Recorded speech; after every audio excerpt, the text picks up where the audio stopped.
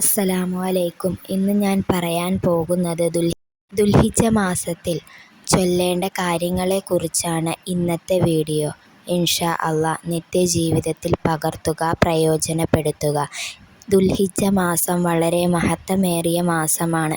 ഈ മാസത്തിൽ വളരെ മഹത്വങ്ങൾ നിറഞ്ഞതാണെന്ന് മുത്തുനബി സ്വല്ലല്ലാഹു അലൈഹി വസല്ലമ തങ്ങൾ പറഞ്ഞിട്ടുണ്ട്. ഈ മാസത്തിലെ 10 ദിവസങ്ങൾ ആരാധനകൾ കൊണ്ട് ധന്യമാക്കുക.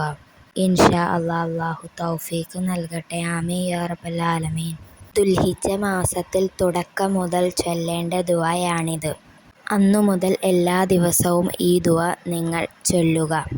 ദുൽഹിജ്ജ മാസത്തിൽ നോമ്പെടുക്കുന്നവർക്ക് വളരെ പ്രതിഫലം അല്ലാഹു നൽകുന്നതാണ്.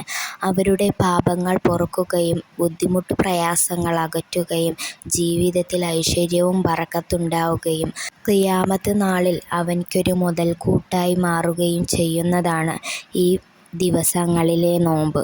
ഇൻഷാ അല്ലാഹ് ഈ ദിവസങ്ങളിൽ നോമ്പനുഷ്ഠിക്കാനുള്ള ഭാഗ്യവും ആരോഗ്യവും അല്ലാഹു നൽകട്ടെ. ആമീൻ യാ റബ്ബൽ ആലമീൻ.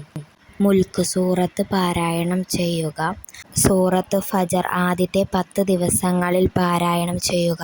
സൂറത്ത് ഇഖ്ലാസ് പാരായണം ചെയ്യുക. 200 തവണ പാരായണം ചെയ്യുക. നിങ്ങളുടെ കടം, ബുദ്ധിമുട്ട്, പ്രയാസങ്ങൾ എല്ലാം നീങ്ങാൻ ഇത് മാത്രം മതി. ഇൻഷാ അല്ലാഹ് അല്ലാഹു തൗഫീഖ് നൽകട്ടെ. ഈ വീഡിയോ ഉപകാരപ്പെടുകയാണെങ്കിൽ മറ്റുള്ളവരിലേക്ക് ഷെയർ ചെയ്ത് കൊടുക്കാൻ മറക്കരുത്.